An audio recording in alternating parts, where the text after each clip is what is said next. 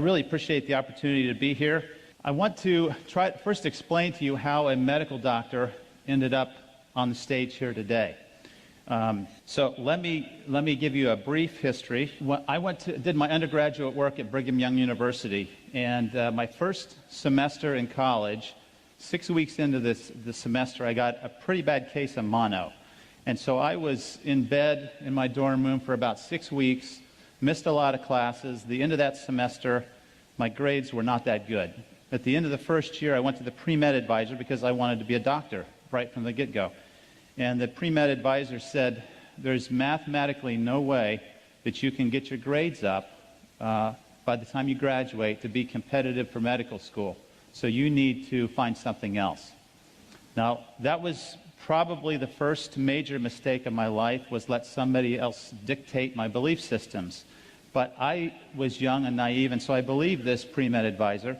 And so I decided to study nutrition. And I got my bachelor's degree in nutrition, and the plan was to get a PhD in nutrition. So then I went to Ohio State University, and there I was working on, it was a 5-year PhD track. I was hired as the laboratory technician, so I was working in the lab, helping my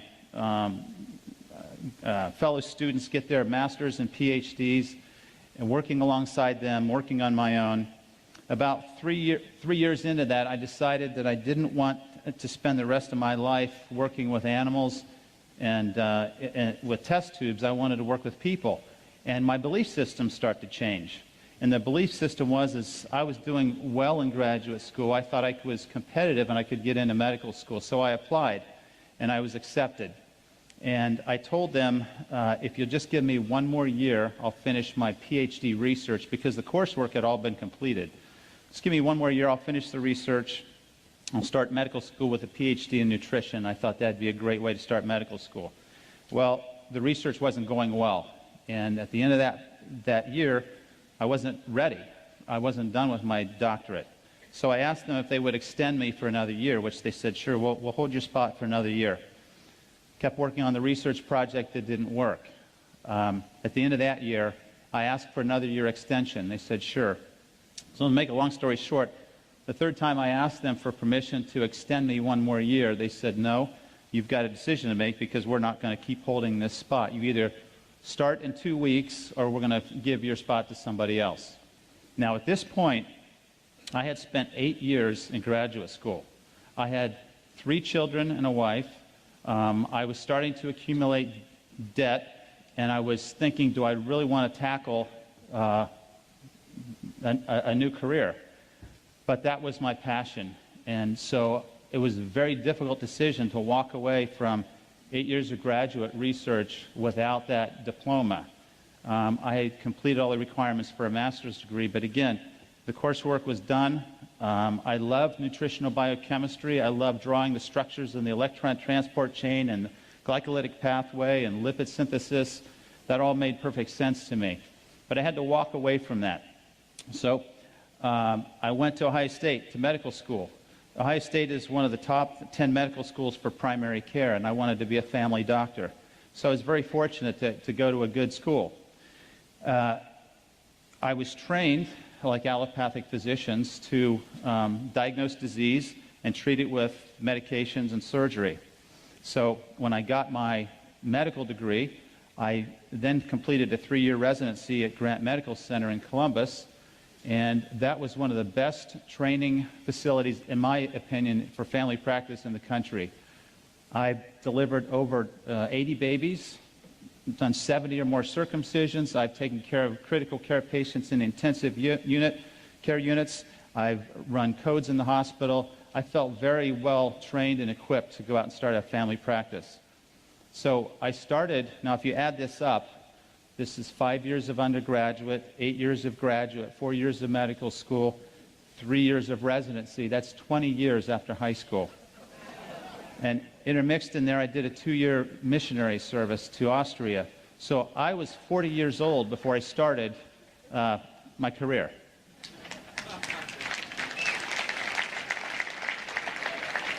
And that's not to brag about my intelligence. The message there is I'm very persistent and very determined, and my wife put up with an awful lot through those 20 years. I went to a small community in Northeast Ohio to begin my medical practice, armed with my prescription pad. And within about 2 years of seeing common diseases, I thought, this is crazy. I'd forgotten all that nutritional biochemistry, but then I realized high blood pressure, heart disease, diabetes, acid reflux, these are lifestyle issues. If I could just educate my patients on how to live a healthier lifestyle, they wouldn't need all this stuff. So I tried to do that, but I'm very generous with my patients. I give them 15 minutes for a visit. A lot of physicians only give you 7 minutes, and that's just a tragedy. So my 15-minute visit with a patient was extending into 45 and 60 minutes as I was telling them about the nutrition and the exercise physiology that I learned. And before I knew it, I was an hour and a half behind in the office, and nobody was happy. So as a result of my desire to educate patients, I developed a program, a wellness program. It's a 12-week program, and it's about 6 weeks of nutritional information, 3 weeks on exercise, a couple classes on disease prevention, and it's really about self-healing. And this, I was fortunate to get a government grant to fund this through Health and Human Services. I'm really proud of this program. It's 12 weeks. We've had over 1,600 graduates of the program. After each class, we get a critique, and we find out what people are thinking and how they feel about the information. And they've taught me a great deal. This is the lay public. I've learned a lot about what people want in wellness. I believe that the body is designed to heal itself. And everything that I've spent my life doing has supported that. Now, this morning, I always get a little bit anxious before I'm speaking to a large group. This morning, I knelt down, and my prayer was, help me to help this group understand one thing, that you have a body that is a self-healing, miraculous temple, and that if you will take care of it, it will last you a long time and allow you to really live a full life.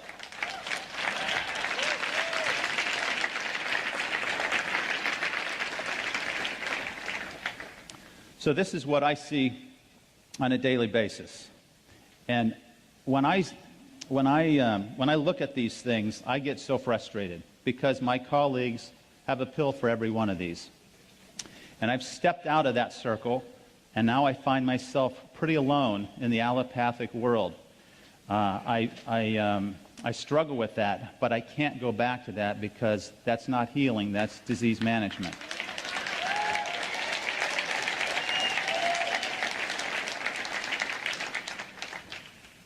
I think most of you know this. Heart disease is the leading cause of death. Cancer is number 2. You would have probably guessed one of those 2 to begin with. What do you think is the 3rd leading cause of death? Allopathic medicine. Well, right on. We are dangerous people. You need to stay away from hospitals and stay away from allopathic physicians. Now, I don't want to be too critical of my colleagues because they've invested a lot of time. They do save lives, but I think we've been misled. And I think it's the pharmaceutical industry that has misled us. Okay, so there's the leading causes of death. Now, if you look at how doctors and the healthcare system kills us, this is how it breaks down. Now, this is old data. This is 9 years old, most of these studies. And I can tell you that we've gone to a lot of measures to reduce these numbers. But the one number that we haven't really impacted is the adverse effects from drugs. I think as I'm in the hospital taking care of patients, and I will admit someone from a nursing home who's sick, the nurses will hear me say 3 or 4 times a week, it's a thought that comes out, what are we doing to these people? Because they're on 20, 25 medications. You take them off the medicines, they start to wake up. You measure their nutritional status, and you find they're very deficient. And so we have completely missed the mark in allopathic medicine. Let me show you how we're trained and what we do as a result of our training. We prescribe 20 billion drugs a year. The average number of drugs per visit is 2. 71% of office visits end up in a prescription, and the most frequently prescribed class is antidepressants. Now, you heard Dr. Allen talk about depression and brain chemistry. It's my opinion that about 10% of people who have anxiety and depression have a condition that medication has a role for. Most of the time, a healthy, balanced lifestyle will correct these problems. And in that lifestyle, of course, is the water. When I came across this slide, I was really upset. This is what the pharmaceutical industry is doing to all of us and to allopathic medicine. These are the big sales winners. Now, this is old data. It probably hasn't changed too much, but look at the profit margins that are made on these drugs. Now, I've highlighted in yellow drugs that are used to manage diseases and not cure them. These diseases, high cholesterol, acid reflux, depression, anxiety, high blood pressure, are for the most part diseases that a healthy lifestyle would reverse. And here we are giving them a pill for every condition. It's completely wrong. If you look at the expenditures, per capita healthcare expenditures in the U.S. compared to selected countries in 2006, you can see that we spend on average $6,500 a year per person on healthcare. In 1960, 5% of the gross domestic product was spent on healthcare. In 2007, it was 17%. 2017, it's predicted to be 20% of the gross domestic product on healthcare. So if we're spending that much money, are we getting healthier? Absolutely not. We are number one in responsiveness. We have the best EMS services in the world.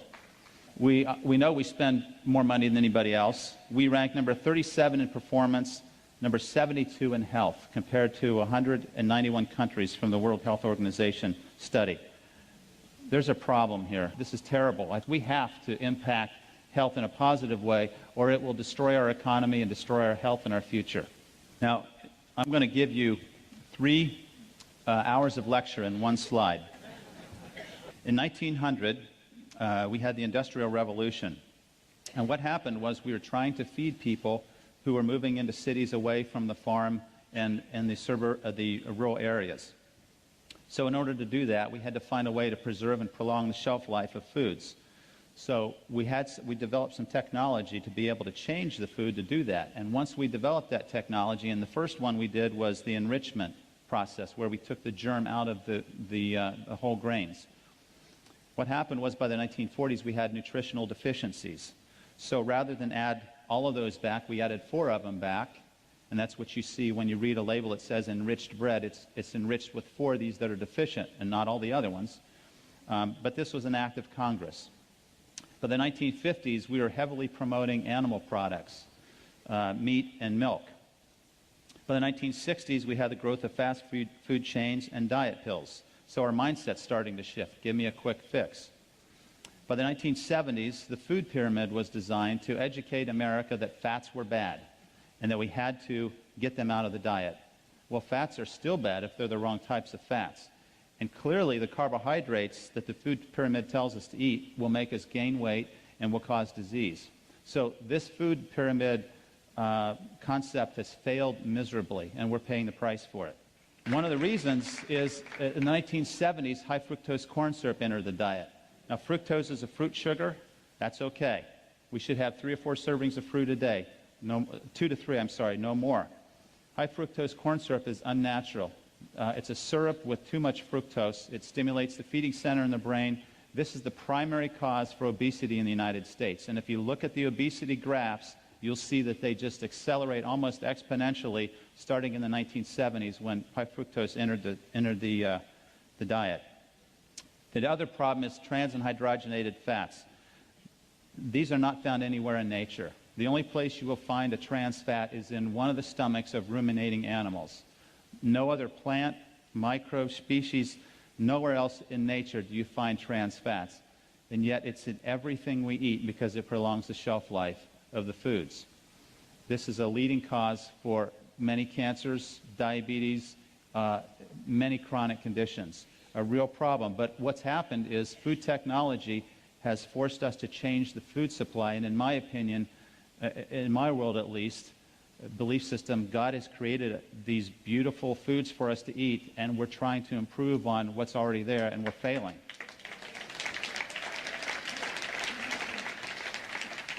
And we have microwaves, and if you haven't done this experiment, I encourage you to try it, what that type of energy will do to the antioxidant capacity of the water, and you will be afraid to use the microwave in the future.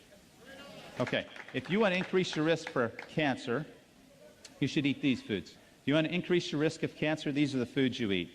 If you want to decrease your risk of cancer, eat the foods God has prepared for you.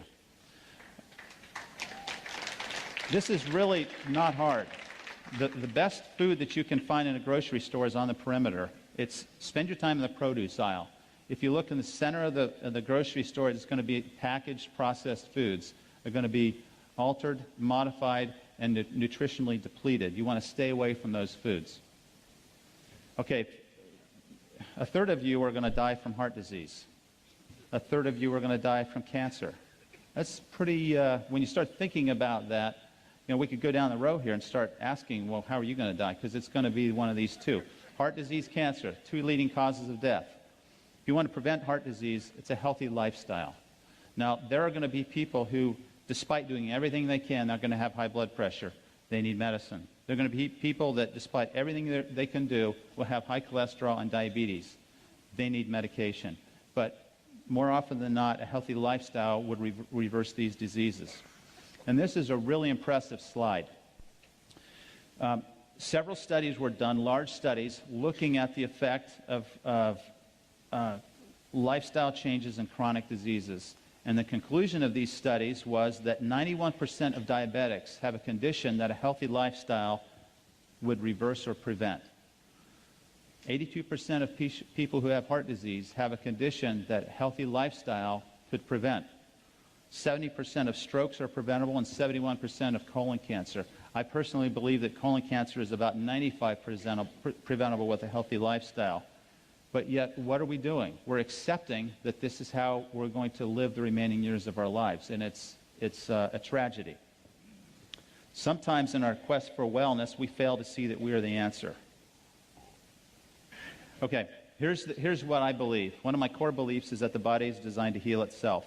We have all these systems that are there to help us take the nutrition in that we eat and circulate it, use it, and then excrete waste. It's a perfectly designed, well-orchestrated, beautiful, again, temple that we've all been given. A couple things about the cell that I think are absolutely phenomenal. It has its own unique machinery to repair and heal itself. Millions of DNA repairs occur every second in our bodies.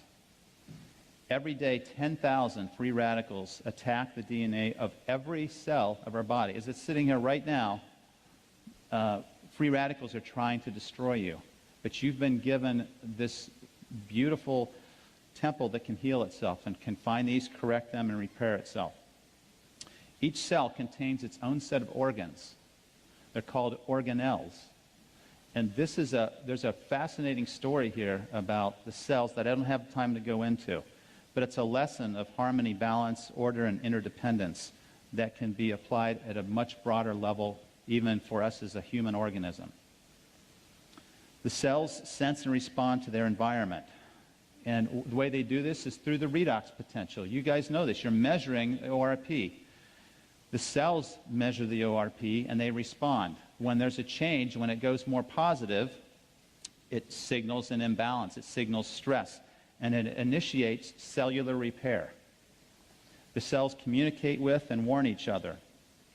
And then finally, all proteins, lipids, and nucleic acid or DNA interact with water. So certainly, it's critical that you present it with the best type of water there is, and we all know which one that is. A couple lessons from nature. I think if you go out and study nature, there's so much that we can learn. Stress and recovery is one of the lessons that nature can tell us about. We're designed to adapt to short-term stress, not chronic. So the acute inflammatory response is to help us heal. Chronic inflammation causes degeneration, aging, and diseases. We want to stay away from chronic stress. And then examples of this lesson of stress and recovery is is the Earth. I look at the Earth as a living organism. And what does it do? It revolves, it has a rest period, and it has an active period. It's very predictable. There's a day and a night.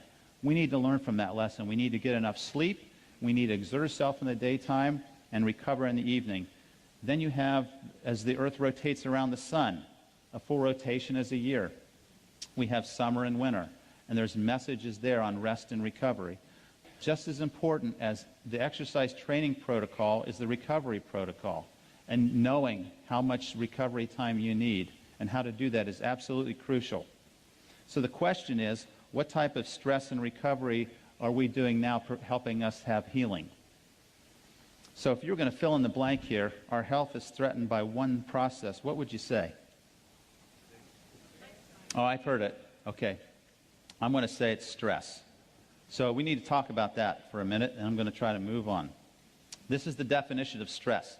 It's an imbalance of forces. Okay, so we have two types of stress. When we have an imbalance of these forces, you will have back pain if you're imbalanced in your posture. You will have all types of dysfunction if there's too much stress.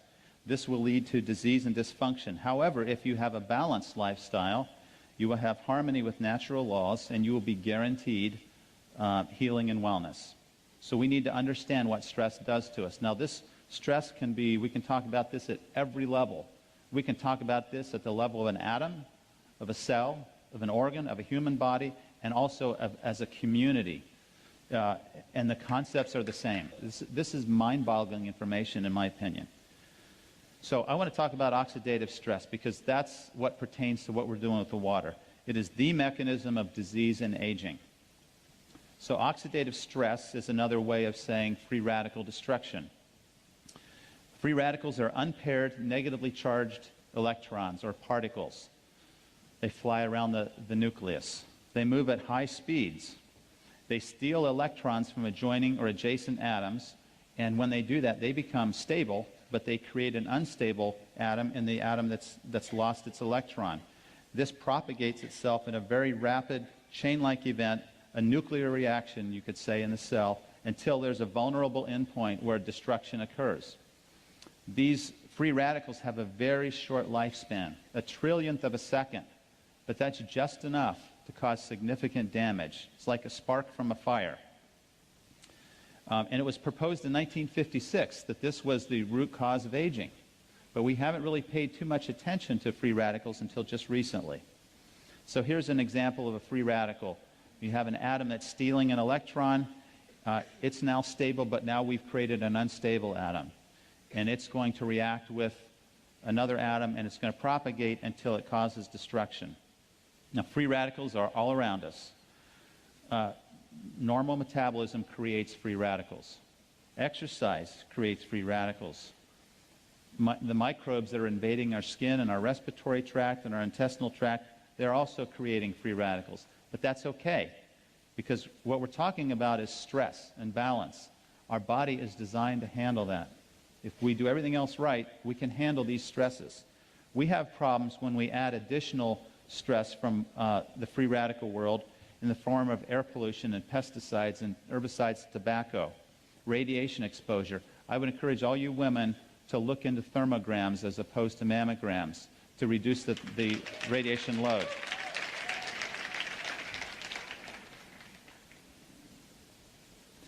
Drugs, alcohol, and medication. Any pill you put in your body is going to be absorbed, go through your liver, and your liver is going to check whether or not that belongs there or not. And if it's synthetic, the liver is probably going to try to destroy it to protect you. And some of us are really making our livers work overtime by the things we're taking in. Then we have dietary sources of free radicals. We have the hydrogenated fats, and we have high sugar diets. These are significant loads that we've put in our bodies over the last several years. Stress is an emotional response. Stress causes cortisol. How many of you would want to take 10 milligrams of prednisone every day for the next 20 years? Do you all know what that does to you? Suppresses your immune system, makes you gain weight, accelerates the development of cataracts and osteoporosis. But we get the same stress from cortisol, very similar molecule to prednisone, and if we have repeated stress, it can affect our bodies in much the same way. And then finally, injury and trauma can be sources of free radicals. So in the medical world, we don't say free radicals because we want something fancy. We say reactive oxygen species. And you have to practice saying species. That's a hard one. These are the terms that you'll see in the medical literature. These are the different types of free radicals. They have a positive oxidation reduction potential. They are oxidizing. There is some good that comes from free radicals. They are part of the immune process that is generated to fight off infection. If we're going to kill bacteria and funguses and viruses, we're going to use free radicals that our white blood cells generate to do that. So perfectly orchestrated, well balanced. Free radicals are a byproduct of ATP synthesis, which is what fuels every cell of your body. However, when we start putting the wrong things into our body orally, or we breathe the wrong types of things into our lungs, we have free radical exposures that can be very significant. One puff of a cigarette contains how many free radicals? Anybody want to guess? 100? A trillion? Well, I had to practice saying this. This is 100 million billion free radicals in one puff of cigarette. So how many of you want to take a puff of a cigarette now? I mean, this is one of the things physicians harp on their patients: stop smoking. But this is a tremendous burden to our health. All right, here's a really important point. So we have a free radical here on the right lower part of the slide. What we have on the top left corner is a specific molecule that has an extra electron. It can donate an electron and still remain stable. And when you have a molecule that can do that, it's a special molecule. We call it an antioxidant. So this stops the chain-like reaction and causes us to heal. Okay, so when if you look at the different types of free radicals, sources of free radicals, obviously I mentioned smoking. I mentioned alcohol, tremendous burden on the liver. I mentioned the foods that we eat, chemicals that we eat, ionizing radiation, exercise, and stress. But I don't have a pointer to show you this, but if you look at that cell on the left, you can see proteins, you can see nucleic acid, and you see the cell membrane. These are the end targets of destruction that free radicals will attack. And when they do, they change structure, they change physiology, they change our health. So some of you have seen this before. We have a 24-year-old who is aged twice as fast as he should because of free radical exposure. When you meet somebody that says, yeah, I just had a birthday, I'm 54, and they look like this, automatically you're thinking, wow, why do they look so old? What did they do? What's happened? And the things that will come to your mind are, there's a smoker, there's an alcoholic, there's somebody that's a sunbather, there's somebody that's had a lot of stress in their life. And guess what all those represent? Free radical burdens over a lifetime. We really need to think about this. Now, I feel like I can explain a lot of the things that I've seen in my patients who have started drinking this water. I haven't seen any studies on many of these, but this makes sense to me. Collagen is a protein. When you damage collagen, the protein is inefficient, and now you lose elasticity in your skin, and guess what you get? You get wrinkles. When you damage the elastin in a blood vessels stretch and contract. When you damage that protein, elastin, it won't stretch anymore. And as the blood squirts through that tiny opening, it doesn't stretch. Guess what happens to the pressure inside the artery? It goes up. So by the time you're 65, you have high blood pressure that you've never had. And you say, I don't believe I've had it, doc, because I've never had a problem with it. Well, after this many years of this type of lifestyle, you're going to have free radical destruction of that protein, and you're going to end up with hypertension. 2/3 of Americans who are senior citizens have this. When you damage the intimal lining of the arteries with free radicals, this is one of the propagating events of the atherosclerotic plaque. When you damage the DNA, you can have mutations and inefficient repair processes. You can also damage the insulin receptor, which is a protein that sits on the surface of the cell. And the insulin receptor has to bind to insulin. If it can bind to insulin, That's the trigger that opens the door for sugar to go into the cell. If that protein is oxidized, it will change its conformation and be dysfunctional. Now it can't recognize insulin, and the sugar doesn't go in the cell. We have insulin resistance. So guess what happens when you take antioxidants and, probably more importantly, use an antioxidant-rich water? Guess what can happen to diabetics who drink this faithfully? Their sugar improves, and I've seen that. Okay, so here's nature's prescription against free radical damage. We need to start with natural foods, raw foods. We need to be chewing as much as we can to activate the enzymes to start the digestive process early. All right, cellular antioxidants. This is the cool part for me, because this is all built in. We all have this when we're born. The cell membranes protect themselves with antioxidants, particularly vitamin E and beta-carotene. Outside the cell, our cells are protected in the blood system in particular with vitamin C and glutathione. These are antioxidants that protect the blood and the extracellular matrix. Inside the cell, we're protected by glutathione, and Dr. Allen had a picture of glutathione up here. It's an amino acid analog. Vitamin C and selenium. A lot of you are taking CoQ10. It's a great antioxidant. It's in every cell of your body in the mitochondria. If you take a cholesterol medicine, that should be part of the prescription, because cholesterol medicines will deplete CoQ10.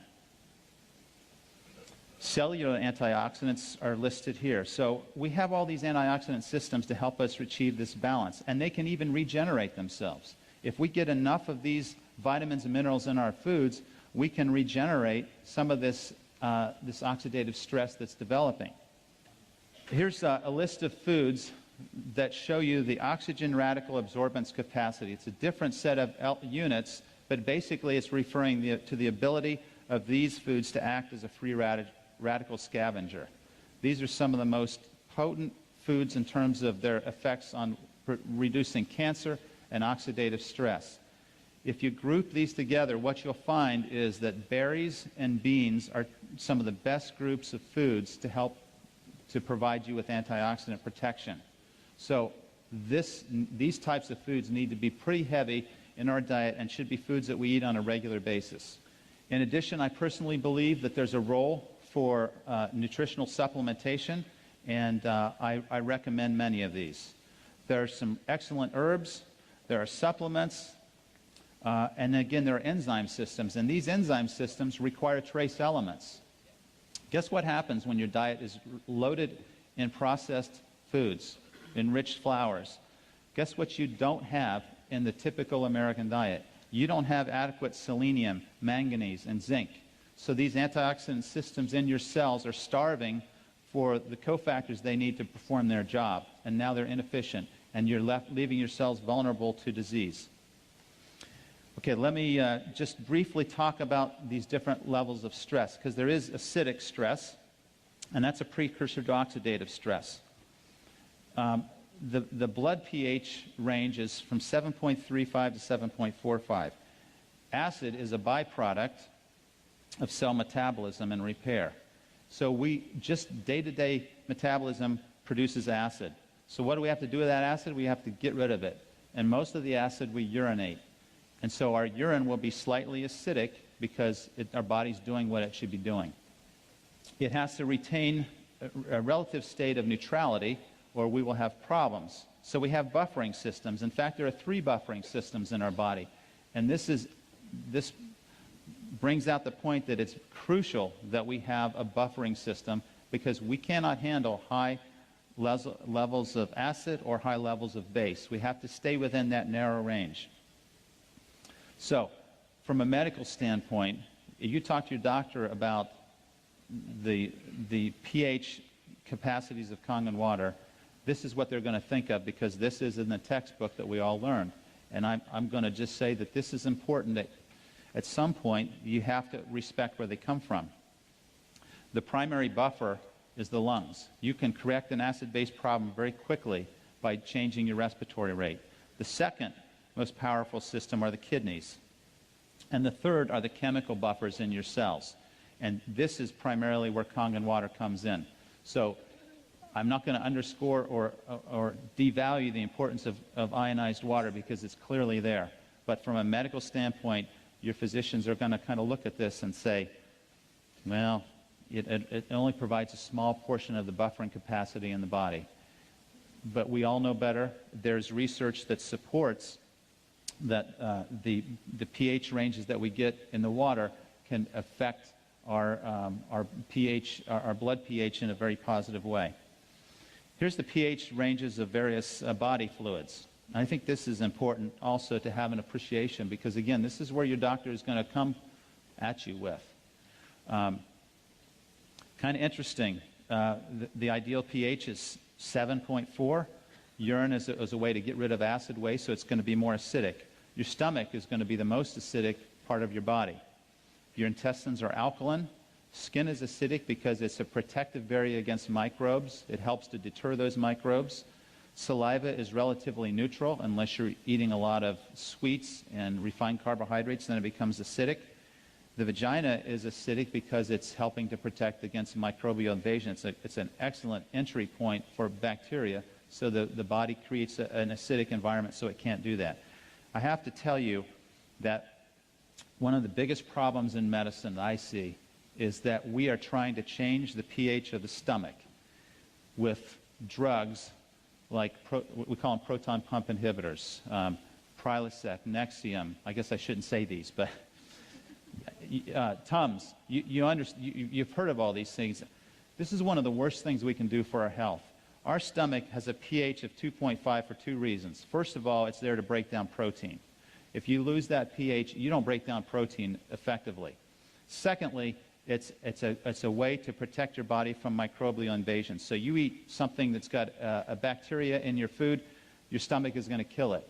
But if you're taking these medications to neutralize your stomach, you lose that barrier.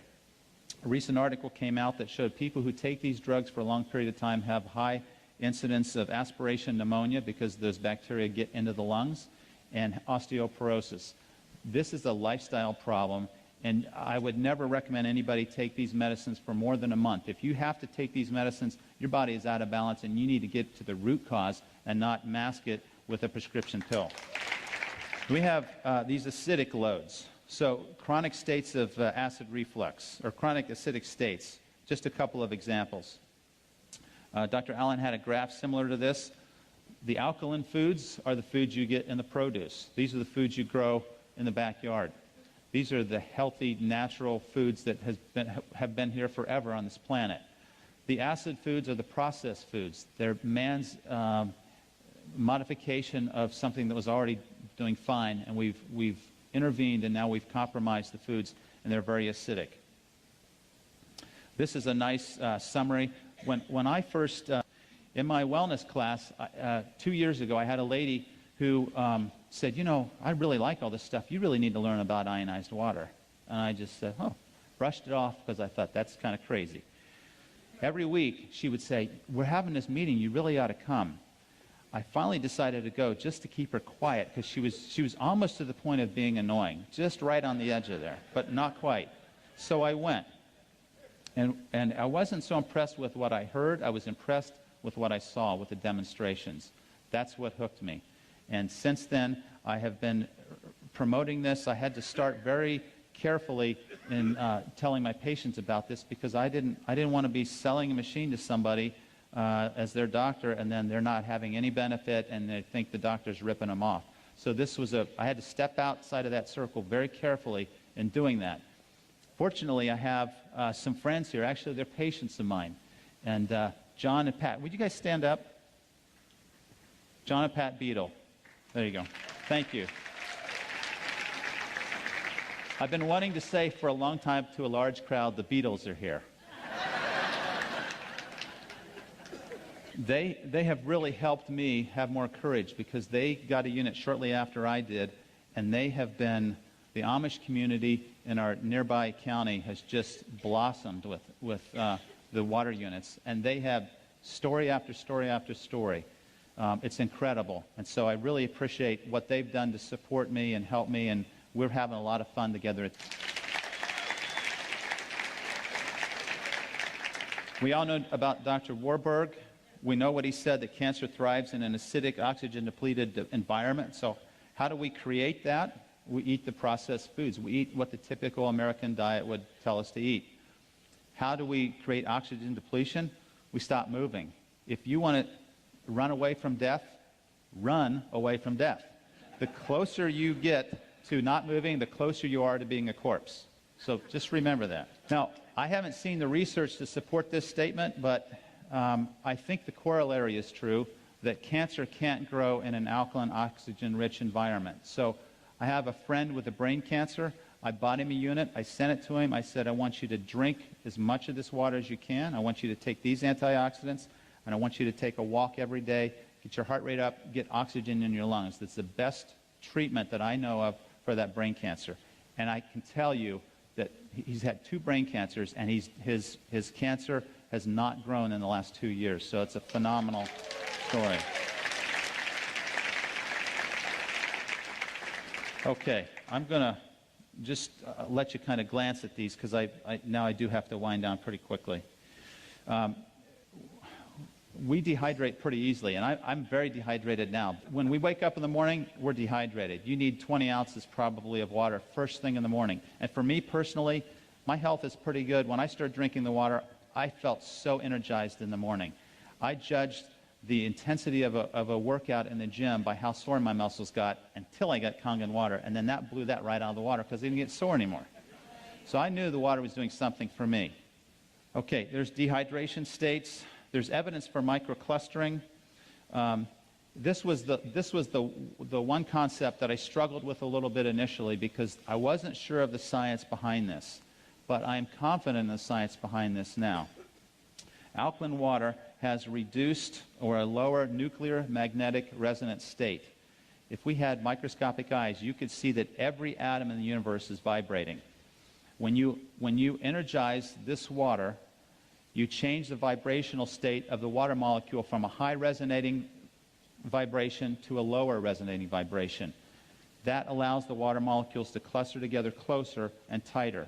If it's a higher frequency of resonation, it won't cluster. So that's why we're able to microcluster the water. Okay, so let's see. Lower surface tension, we can measure this. And again, this is reported data. So for a physician who likes to see the evidence, it's there. Here's the hexagonal or ionized water.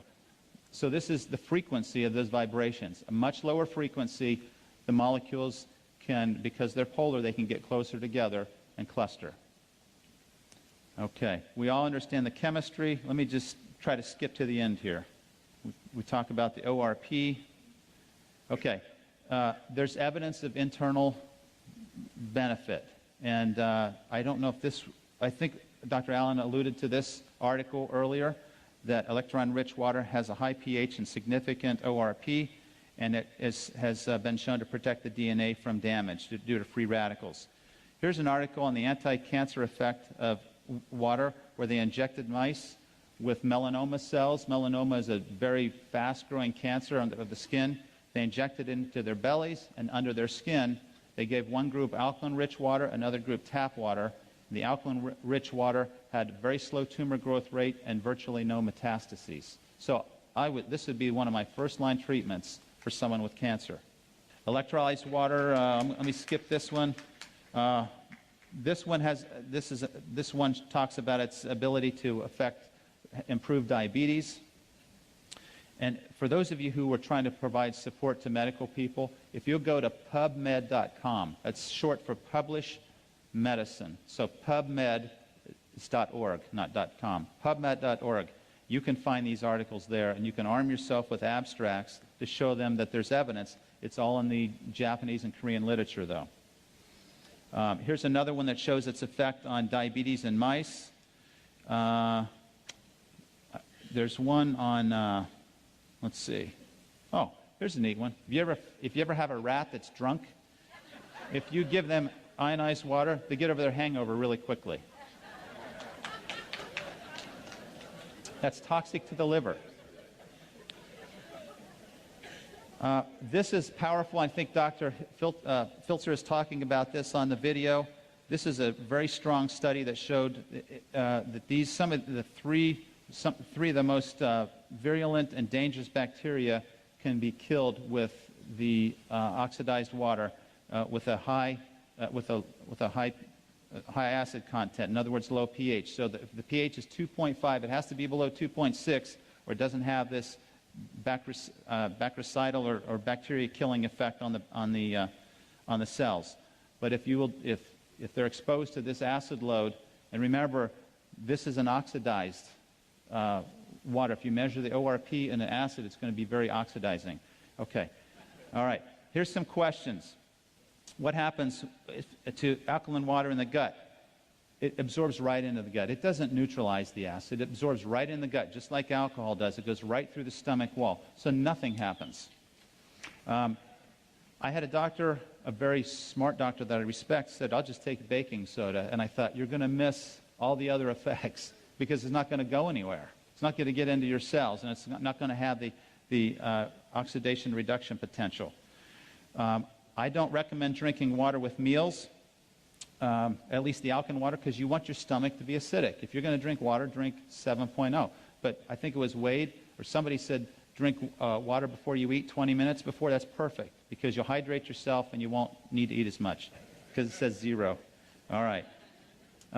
Let's see. How long will it take to notice the benefits of ionized water? Probably not long for most people. And as you know, you've had the experience. A lot of them say, I don't think this has helped me at all. They stop drinking it, and then there's a contrast difference, and then they say, I need one of these. Can ionized water cure any condition? What we know is that it can support the cells, so the cells can heal themselves, and that's what it does. When you're trying to get your doctor to listen, you first need to understand where they're coming from.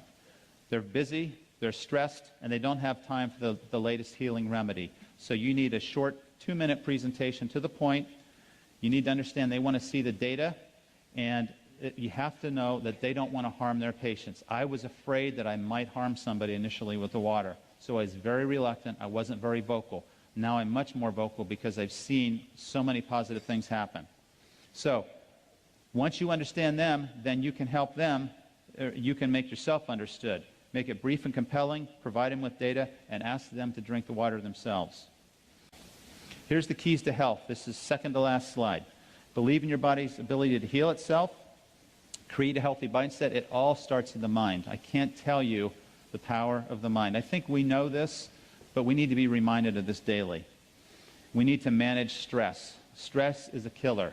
Stress will send your hormones rocketing and your blood pressure up and make you tired. It's absolutely awful. So we need to rest, relax, laugh, express gratitude, and probably the most important thing we can do is help other people, which is what you're doing. We need to move, which means exercise. We need to eat from nature's menu, which is primarily plant-based. Supplement when necessary. And the last one here is bioidentical hormones. I've done that in my practice. It's phenomenal for menopausal, perimenopausal, women with PMS and men with erectile dysfunction. This can make a big difference. But it's a lifestyle issue that got them there to begin with. So we're back to lifestyle. Finally, drink this ionized water every day. Thank you.